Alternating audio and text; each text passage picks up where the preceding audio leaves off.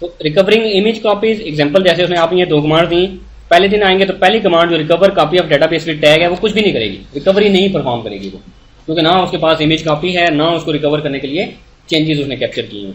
जबकि दूसरी कमांड क्या करेगी, इमेज कॉपी बैकअप ले लेगी। नेक्स्ट डे आप आएंगे, पहली कमांड फिर कुछ नहीं करेगी, इमेज कॉपी उसको मिल जाएगी, लेकिन उसके ऊपर अप्लाई करने के लिए उसको चेंजेस नहीं मिलेंगे, वो चेंजेस खुद कैप्चर नहीं करेगी, चेंजेस ऑलरेडी कैप्चर्ड होने चाहिए, वो अप्लाई करेंगे।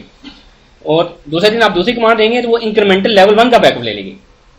अब आपके पास दो बैकअप्स हैं, डे 1 पे इमेज कॉपी बैकअप है, डे 2 पे उस इमेज कॉपी से लेकर डे 2 तक जितनी चेंजेस हुई हैं उसका इंक्रीमेंटल बैकअप है।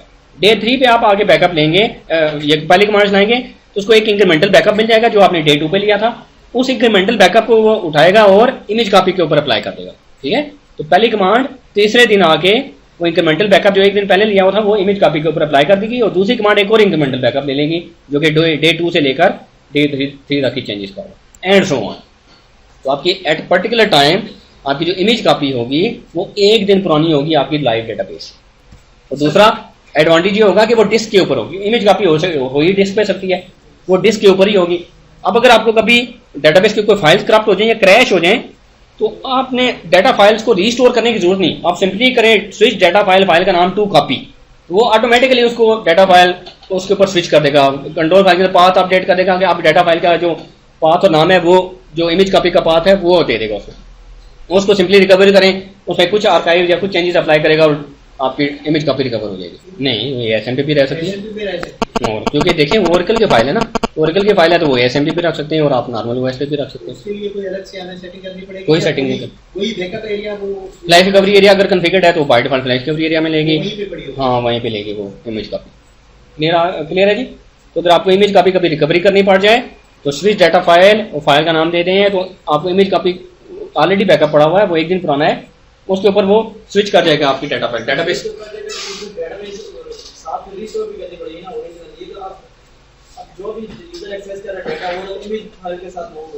देखिए आपकी सारी डेटाबेस तो लेट्स से कुछ डाटा फाइल मिस हुई है, आपने उनको इमेज कॉपी के ऊपर स्विच किया, उन इमेज कॉपी की फाइल्स को करंट स्टेट तक रिकवर किया और डेटाबेस ओपन कर दी। अब आपके कुछ डाटा फाइल्स हो सकता है डिफॉल्ट लोकेशन से एक्सेस हो रही हूँ, कुछ डाटा फाइल जो मिस हो गई थी वो इमेज कॉपीज में से एक्सेस हो रही होंगी। अब अगर आपने इसको रिवर्ट करना है तो दोबारा से इमेज कॉपी बैकअप लें और उस बैकअप को उस लोकेशन पे लें जहां पे एक्चुअली आपकी डाटा फाइल थी और उन पे स्विच करते हैं वापस।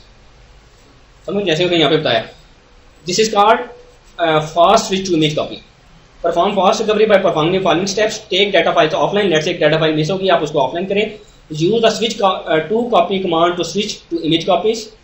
आप उस डाटा फाइल को इंस्टेंट पहले हम क्या करते हैं, रीस्टोर करते हैं, रीस्टोर में फाइल को उठाता है और एक्चुअल लोकेशन पर रीस्टोर करता है। अब दोनों केस में आपकी image copy already hard disk पे पड़ी है, आप स्विच करेंगे ना तो इंस्टेंट के वो फाइल को रीस्टोर करें, कंट्रोल फाइल में पाथ चेंज कर देगा, कंट्रोल फाइल में डाटा फाइल का पाथ दे देगा जो इमेज कॉपी का पाथ है, उसको रिकवर करें, उसको ऑनलाइन लें। अब यूजर्स काम करें टेक जो हमने दिया है जी, जो टेक फाइल ये आप सिंपली आप करें स्विच डाटा फाइल का सिंगल कोट्स में नाम टू कॉपी है, उसको खुद ही पता है कि इमेज कॉपी कहाँ पे पड़ी हुई है, वो खुद ही उसको स्विच कर देगा उसको। और अब लेट्स से अगर आपने वापस करना है कि आप डाटा फाइल्स एक्चुअल लोकेशन पे वापस आ जाएं, optionally do the following to put the files back into their original location, create an image copy of the data file in the original location. अब दोबारा से इमेज कॉपी बैकअप लें उन data files का ओरिजिनल लोकेशन के ऊपर, फिर उनको स्विच डाटा फाइल को नॉर्मल को उनको ऑफलाइन करें, उनको दोबारा से स्विच करें और फिर उनको रिकवर करें ऑनलाइन। ये करके देखेंगे नेक्स्ट टाइम ताकि आपको क्लियर हो। यहीं तक करते हैं जी, नेक्स्ट टाइम देखेंगे न्यू किसी एक नए होस्ट के ऊपर आप कैसे रिस्टोरेशन एंड रिकवरी करेंगे।